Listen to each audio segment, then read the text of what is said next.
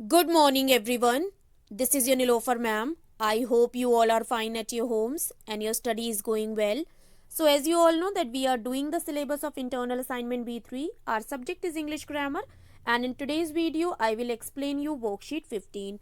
So, before starting the work, like always, you all have to mention today's date in your copies. That is 13 January 2021.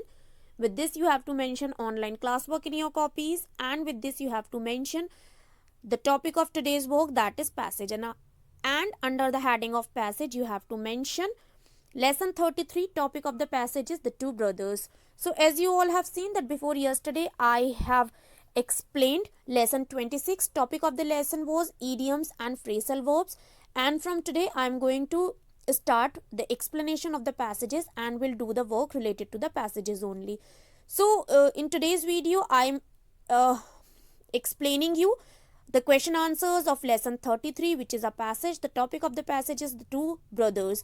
The explanation of this passage I have already provided you in your WhatsApp group through a YouTube link. I hope you all have seen that explanation video of the passage and understood the passage well. In that video, I have explained the exercises also related to the same passage which we have filled in the books. Now let's come back to the work of today's worksheet. In today's worksheet, I will explain you the question answers related to the passage, that is the two brothers. So the first question is, what was written on the stone? पत्थर के ऊपर क्या लिखा हुआ था? Answer is, these words were inscribed on the stones. ये शब्द जो थे पत्थर के ऊपर खुदे हुए थे. Whoever finds this stone, let him go to the forest at sunrise. Let him swim across the river to the other side in the forest. जिस भी व्यक्ति को यह पत्थर मिलता है वो व्यक्ति जंगल में सीधा जाए जिस समय सूरज उगता है, वहां पर उसको एक नदी मिलेगी और वो क्या करे, नदी को तैरकर नदी के उस पार जाए.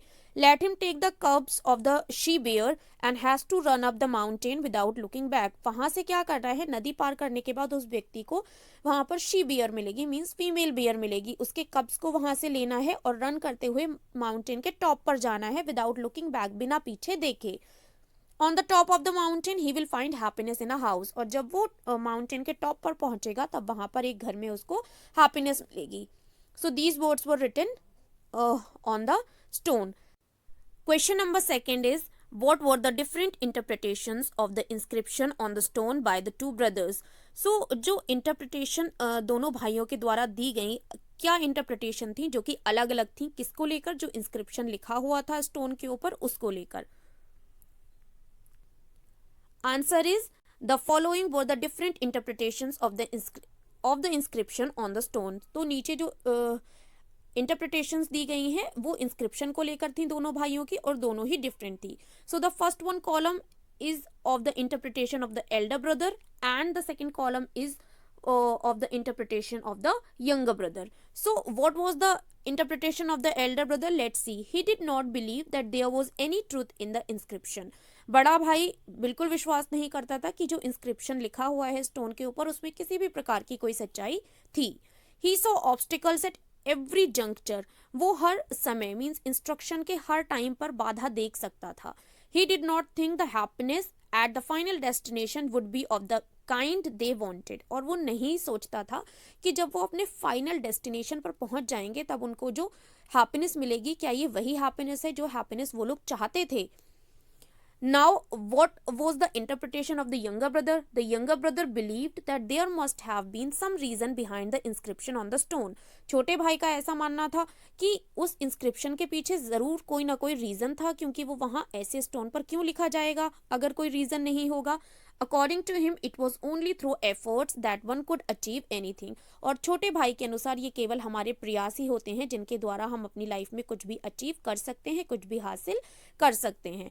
Question number 3 is, how did Fortune favour the younger one? किस तरीके से भाग्य ने छोटे भाई का साथ दिया? Answer is, the younger brother followed all the instructions of the inscription on the stone without getting afraid.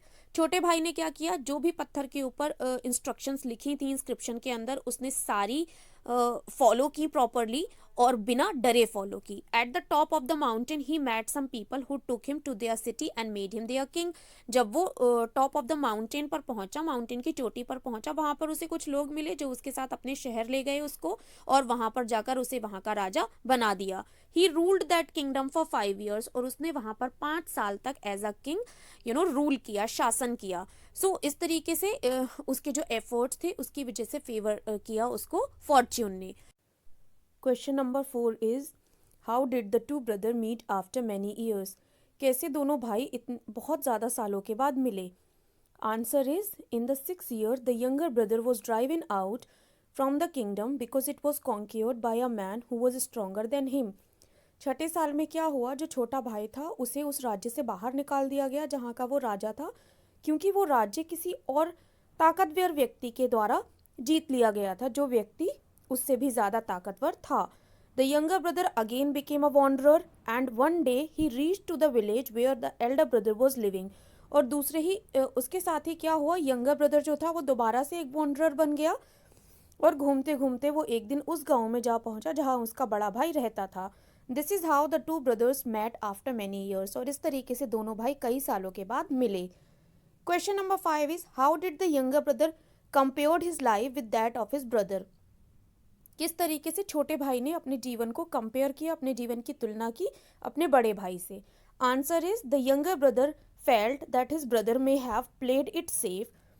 छोटे भाई ने ये महसूस किया कि उसके भाई ने जो था वो सेफ प्ले किया, मीन्स सुरक्षित रखा अपने आप को,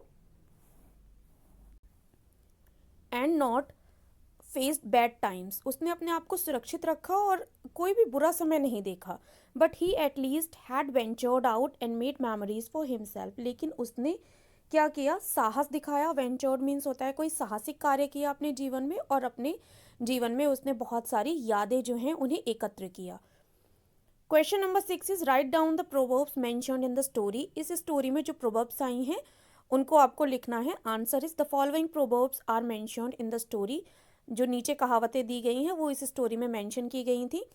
first one is in seeking great happiness small pleasures may be lost. बड़ी बड़ी खुशियां ढूंढने में अक्सर हम छोटी छोटी खुशियां खो देते हैं। Second is a bird in the hand is worth two in the bush. आपके हाथ में जो एक चीज़ होती है वो बहुत बेहतर होती है उन दो चीज़ों के पीछे भागने से ज़्यादा बेहतर जो कि आपके पास नहीं है। Third one is he who is afraid of the leaves must not go into the forest. वो व्यक्ति जो प्रयास करने से डरता है उसे सफलता के बारे में सोचना ही नहीं चाहिए। Fourth is beneath a stone no water flows. बिना प्रयास किए आपको आपके जीवन में कभी भी कुछ नहीं मिल सकता।